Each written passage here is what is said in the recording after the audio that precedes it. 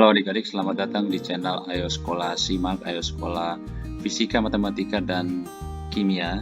Pada video pembelajaran kali ini bersama saya, Mr. YV, kita akan membahas soal-soal persiapan masuk perguruan tinggi negeri, UTBK, atau SBMPTN atau SNMPTN, untuk soal TPS Matematika, untuk pengetahuan kuantitatif.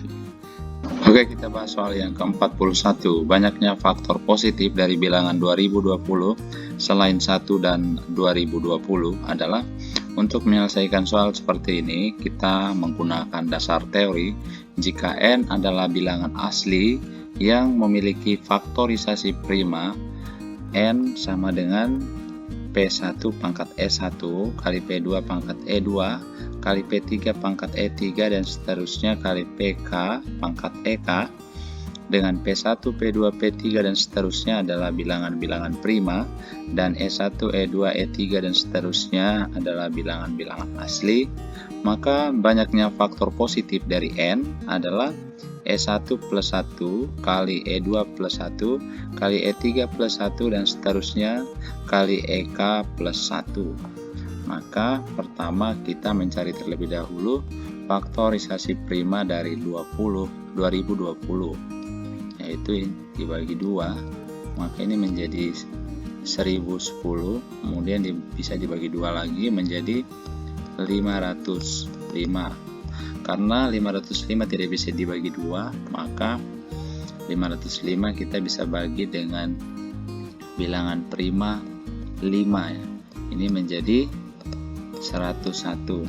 Kemudian 101 tidak dapat dibagi lagi, maka faktorisasi prima dari 2020 itu sama dengan 2 pangkat 2 kali 5 pangkat 1 dikali 101 pangkat 1. Maka banyaknya faktor positif, banyaknya faktor positif dari 2020 ini sama dengan 2 tambah 1 kali 1 tambah 1 dikali 1 tambah 1, maka sama dengan 3 kali 2 kali 2 sama dengan 12. Karena pada soal ditanyakan banyaknya faktor positif dari bilangan 2020 selain 1 dan 2020, maka jawabannya adalah 12 dikurangin dengan 2 angka ya, yaitu angka 1 dan 2020. Jadi banyaknya faktor positif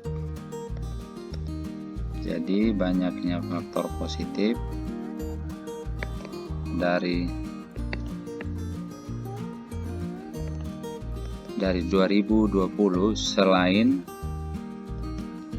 1 dan 2020 itu sama dengan 12 kurang 2 angka ya, yaitu 2020 dan 1. Nah, ini sama dengan 10. Jadi jawabannya D. Oke, kita lihat soal yang ke-42. Diketahui semesta S sama dengan himpunan bilangan 1, 2, 3, 4, 5, 6, 7, 8, 9, 10, 11. A merupakan himpunan bilangan 2, 3, 4, 5, 6, 7. B merupakan himpunan bilangan 5, 6, 7, 8, 9, 10. Jika P pangkat C adalah komplemen P, maka komplemen A kurang komplemen B sama dengan.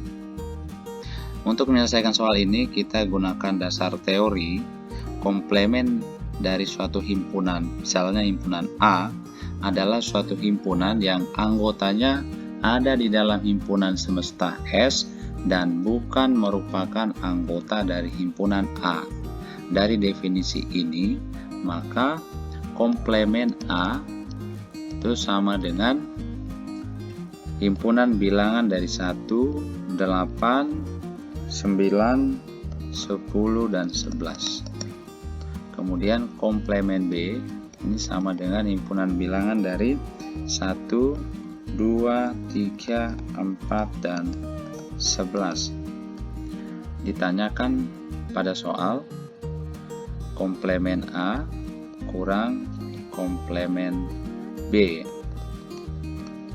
Kita gunakan definisi atau dasar teori pada selisih himpunan X, Y. Himpunan barunya berupa semua anggota X yang tidak ada pada Y, atau sebaliknya selisih himpunan Y minus X, himpunan baru yang dihasilkan sama dengan anggota himpunan Y yang tidak ada pada X. Maka dengan bantuan diagram Venn, kita bisa tentukan selisih dari komplemen A dan komplemen B. Ini dari anggota komplemen A dan komplemen B, kita gambarkan diagram Venn-nya. Kedua himpunan bilangan sama-sama memiliki anggota 1 dan 11. Kemudian komplemen A, ini komplemen B, anggota dari komplemen A itu adalah 1, 11, 8, 9, 10. Maka ini tinggal 8, 9, 10. Kemudian anggota dari komplemen B itu adalah 1, 2, 3, 4, 11. Maka tinggal 2, 3, 4. Maka dari diagram Venn dan dari definisi selisih antara himpunan bilangan, maka kita dapatkan anggota dari komplemen A kurang komplemen B, atau selisih komplemen A dan komplemen B sama dengan himpunan bilangan 8, 9, dan 10. Maka jawabannya C. Oke, kita lihat soal yang ke-43. Misalkan f adalah fungsi yang memenuhi fx min 3f 1 min x sama dengan 4x plus 5. Nilai f minus 1 sama dengan, karena ditanyakan f minus 1, berarti fx ketika x-nya sama dengan minus 1. Maka kita substitusikan x sama dengan minus 1 ini ke dalam fungsi. Maka kita dapatkan f min 1 minus 3f 1 min 1 sama dengan 4 kali min 1 plus 5. F min 1 min 3 F2 sama dengan 1. Misalnya kita namakan ini bintang 1. Kemudian agar kita bisa selesaikan hubungan ini, maka kita butuh X sama dengan 2. Jadi ketika X sama dengan 2, fungsinya menjadi F2 minus 3F 1 min 2 sama dengan 4 kali 8 plus 5. Tahu jadinya F2 minus 3F min 1 sama dengan 13. Ini kita namakan bintang 2. Kenapa jadi kita pakai X sama dengan 2? Agar kita dapat mengeliminasi kedua hubungan ini sehingga hanya tersisa F minus 1. Untuk mengeliminasi F2, maka hubungan di bintang 2 ini kita kalikan 3. Jadi ini dikalikan 3, maka menjadi 3F2 minus 9F min 1 sama dengan 39. Ini jadi bintang 3. Maka Untuk mengeliminasi F2, kita jumlahkan bintang 1 dan bintang 3. Jadi bintang 1 dan bintang 3 ini kita jumlahkan, maka kita dapatkan minus 3F2 plus 3F2 jadi 0, dan F min 1 min 9F min 1 berarti jadi minus 8F min 1 sama dengan 1 plus 39 berarti ini 40. Maka nilai dari F min 1 itu sama dengan 40 bagi min 8, maka jadi minus 5. Jawabannya A. Oke, kita lihat soal yang ke-44. Pada gambar di bawah ini, dua buah ruas garis membentuk segitiga siku-siku dengan sumbu X. Nilai 3C minus 1 sama dengan, misalkan segitiga ini siku-siku di titik A dan titik lainnya adalah titik B. Berarti ini segitiga OAB. Maka dari gambar gradien atau kemiringan garis OA itu misalnya sama dengan MOA. Kemudian gradien garis AB ini misalnya sama dengan MAB. Kita pakai dasar teori, suatu garis misalnya P ini Q dengan P-nya di X1, Y1 dan Q-nya di titik X2, Y2, maka kemiringan garis PQ ini atau gradien garis PQ ini sama dengan Y2 min Y1 dibagi X2 min X1. Maka dari gambar kita bisa tuliskan gradien garis OA ini sama dengan C minus 0 per 3 min 0. Ini 0,0. Maka sama dengan C per 3.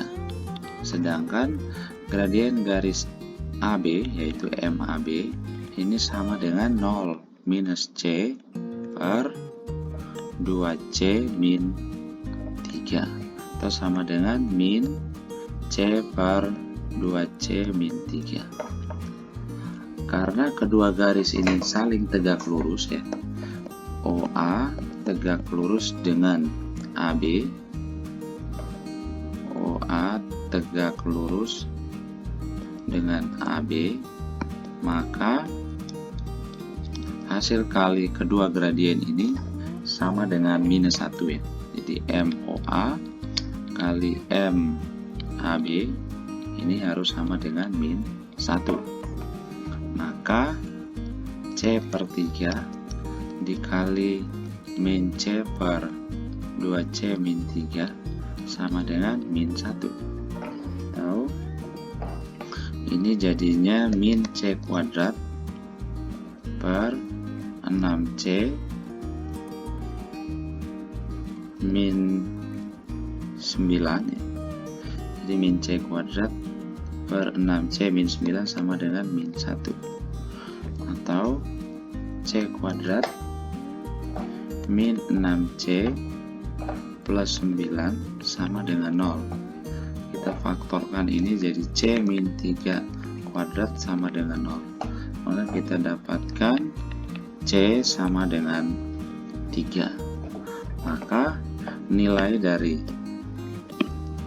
3C min 1 ini sama dengan 3 kali 3 minus 1, yaitu sama dengan 8.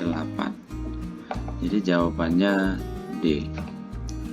Oke, kita lihat soal yang ke-45. Dalam persegi ABCD berukuran 3 kali 3 terdapat 9 persegi kongruen. Luas daerah yang diarsir adalah, misalnya segitiga kecil di dalam persegi ini adalah segitiga PQR. Kemudian ini titik S, titik T, ini U, ini titik V. Karena persegi berukuran 3 kali 3, maka ukuran persegi kecil itu adalah 1 kali 1 ya. Ini 1 kali 1. Kemudian dari gambar kita amati bahwa segitiga SCB ini kongruen dengan segitiga STR. Segitiga STR ini kongruen. Maka kita bisa tuliskan ya. Kita bisa tuliskan perbandingan ST banding SC sama dengan TR banding CB. Nah, ST-nya 1 dibanding SC-nya 2 sama dengan TR ini kan 1 plus QR dibanding dengan CB-nya 3. Maka kita kalikan silang, ini jadi 3 sama dengan 2 plus 2 QR. Berarti kita dapatkan ini 1 sama dengan 2 QR, maka QR-nya sama dengan 1/2. Kemudian segitiga BUP,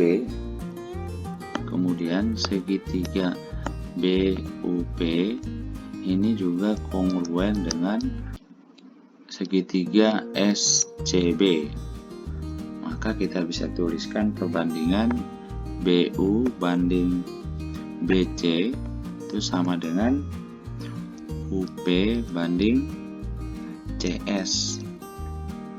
Karena BU-nya ini 2 ya, BU-nya 2, BC-nya 3 sama dengan UP-nya 1 plus QP per CS-nya 2. Nah, kita kalikan silang, ini jadi 4 sama dengan 3 plus 3 QP. Ini 4 kurang 3 berarti 1 sama dengan 3 QP.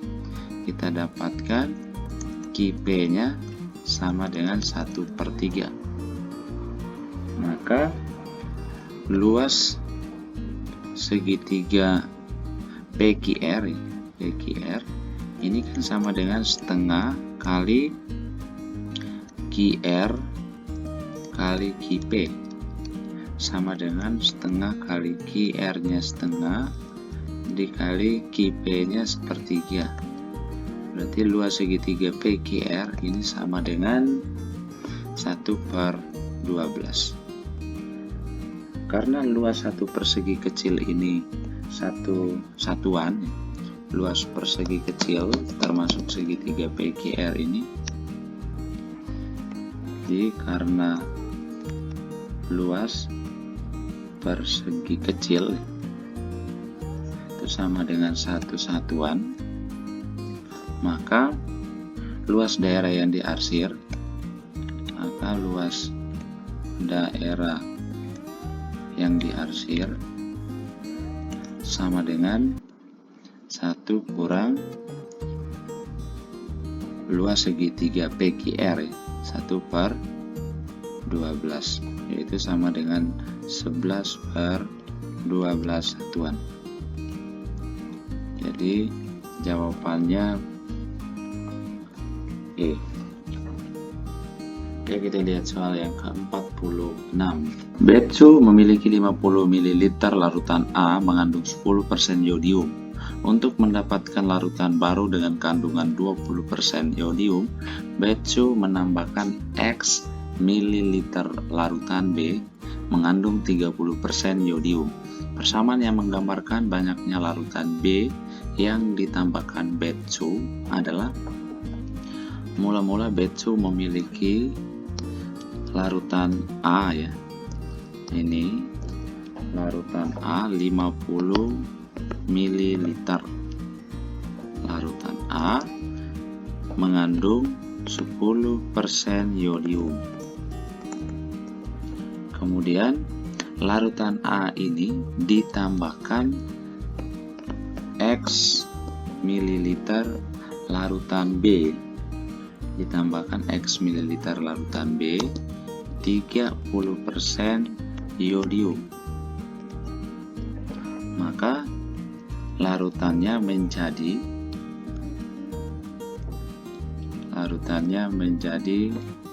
50 ml A, 50 ml larutan A ditambah X mililiter larutan B dan 20% iodium. Jadi persentase akhir iodium ini 20% ya. Jadi persentase akhir iodium harus sama dengan 20% menurut soal. Maka untuk mencari persentase ini kita gunakan volume larutan A ya. Volume larutan A ditambah volume larutan B dibagi volume larutan A plus B harus sama dengan 20%. Ini khusus iodium. Berarti volume larutan A yang mengandung iodium yaitu 10%, maka kita bisa tuliskan 10% dari 50 ml ya. Kemudian ditambah dengan VB-nya 30% dari X mililiter, maka ini 30% X bagi 50 ditambah X sama dengan 20%, atau ini menjadi 0,1 kali 50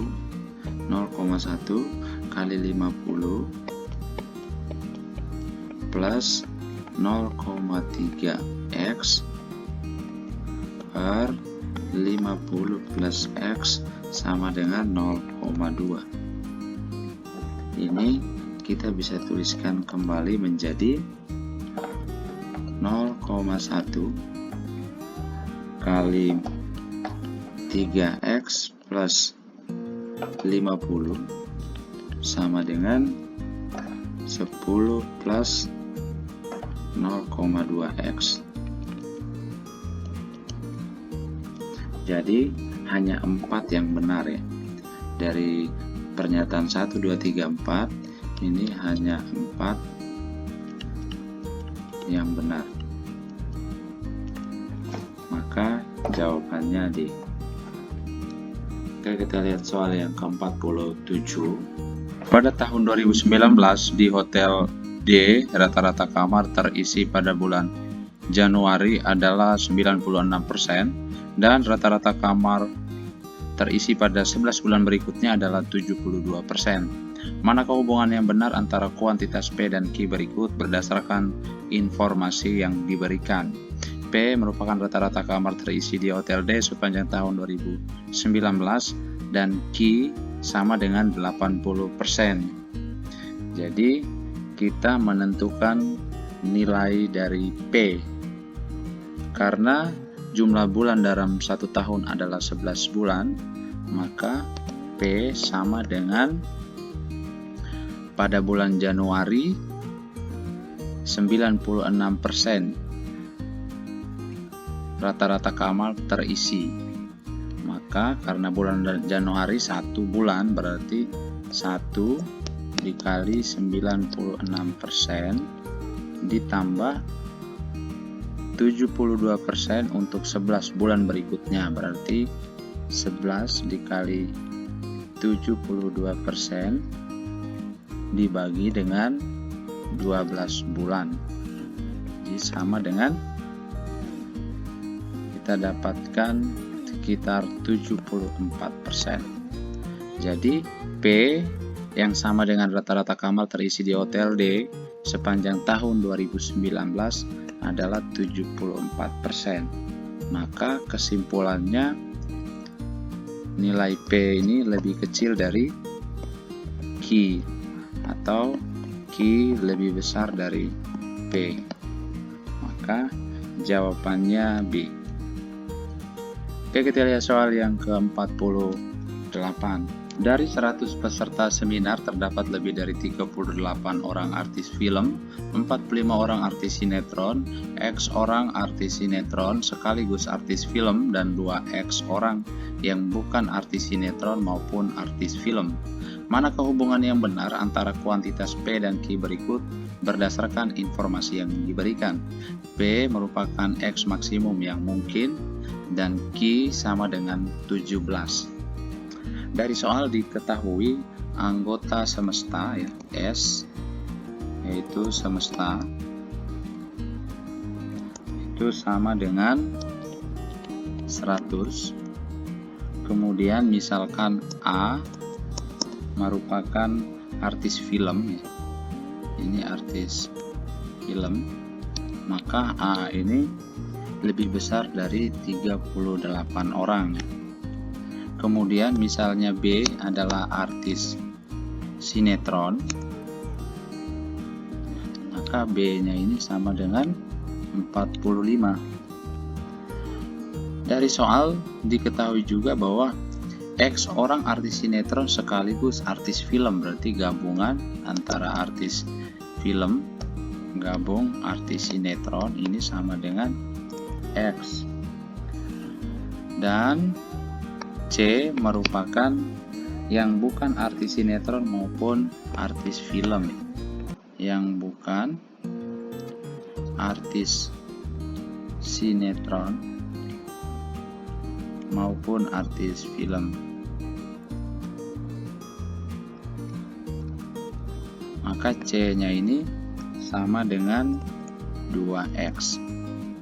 Kita selesaikan dengan menggunakan bantuan diagram Venn. Jadi ini diagram Venn. Ada ini semesta, kemudian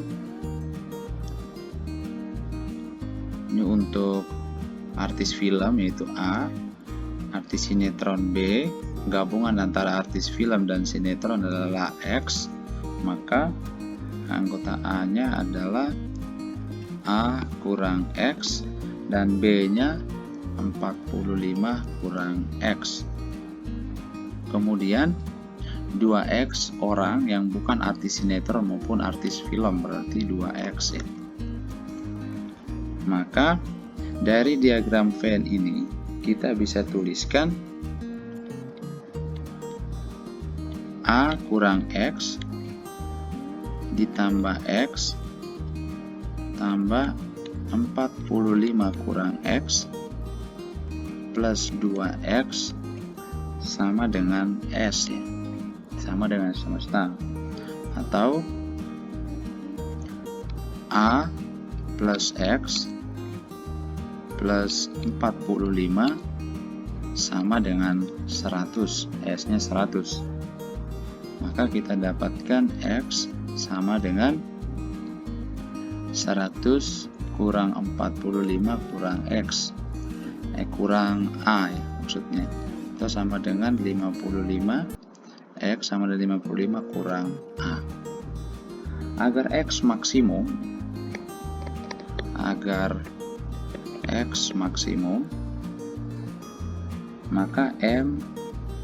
agar X maksimum, maka nilai A-nya itu harus minimum. Jadi dari hubungan X sama dengan 55 kurang A, agar X maksimum, maka A haruslah bernilai minimum. Maka karena A harus lebih besar dari 38, maka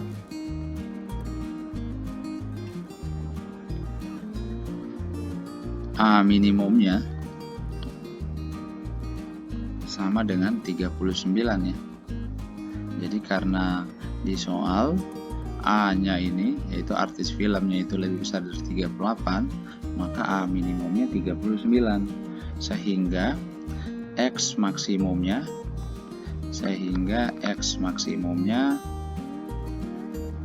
X max itu sama dengan 55 dikurang dengan 39, yaitu sama dengan 16. Karena P merupakan X maksimum yang mungkin yang nilainya sama dengan 16, maka kesimpulannya Q lebih besar dari P karena nilai Q-nya 17 sedangkan nilai P-nya 16. Jadi jawabannya B. Oke, kita lihat soal yang ke-49. Pada gambar di bawah ini garis K dan L adalah sejajar. Apakah X sama dengan Z? Putuskan apakah pernyataan 1 dan 2 berikut cukup untuk menjawab pertanyaan tersebut. 1. X sama dengan W. 2. Y sama dengan 180 minus W. Dari gambar kita amati bahwa W derajat dan Z derajat merupakan sudut dalam berseberangan. Merupakan sudut dalam berseberangan.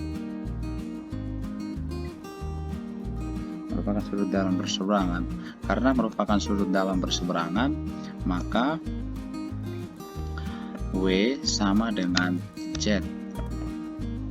Maka untuk pernyataan 1, jika X sama dengan W, maka apakah X sama dengan Z? Karena W sama dengan Z, maka X sama dengan Z. Kita ganti W ini dengan Z, maka X-nya sama dengan Z. Berarti pernyataan 1 cukup untuk menjawab pertanyaan. Kemudian untuk pernyataan 2, yaitu Y sama dengan 180 minus W. Dari gambar kita bisa amati bahwa jumlah sudut X plus Y itu sama dengan 180 derajat karena jumlah kedua sudut itu merupakan sudut berseberangan. Jadi jumlah sudut berseberangan itu adalah 180 derajat. Karena Y-nya 180 derajat minus W, maka kita bisa tuliskan X plus 180 minus W sama dengan 180. Ini 180-nya kita pindahkan ke ruas kanan, maka menjadi X minus W sama dengan 180 minus 180 sama dengan 0. Maka X-nya sama dengan W. Karena X sama dengan W dan W sama dengan Z, karena W juga sama dengan Z, maka X sama dengan Z. Jadi pernyataan 2 juga cukup untuk menjawab pertanyaan. Jadi jawaban soal 49 ini adalah D. Jadi pernyataan 1 saja cukup untuk menjawab pertanyaan dan pernyataan 2 saja juga cukup. Oke, kita lihat soal yang ke-50. Jika P dan Q bilangan real, apakah P kali Q positif? Putuskan apakah pernyataan 1 dan 2 berikut cukup untuk menjawab pertanyaan tersebut. Dari pernyataan 1, yaitu P plus Q kuadrat lebih kecil dari P minus Q kuadrat. Nah, kita jabarkan ini menjadi P kuadrat plus 2PQ plus Q kuadrat lebih kecil dari P kuadrat min 2PQ plus Q kuadrat. Kita coret di P kuadrat dan Q kuadrat, dan minus 2PQ kita pindahkan ke ruas kiri, maka ini menjadi 4PQ lebih kecil 0 atau PQ lebih kecil 0 ya.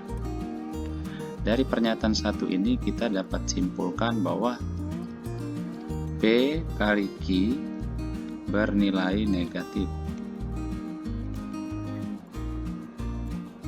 Karena kita dapat menyimpulkan bahwa P kali Q ini dapat bernilai positif atau negatif, maka pernyataan 1 cukup untuk menjawab pertanyaan.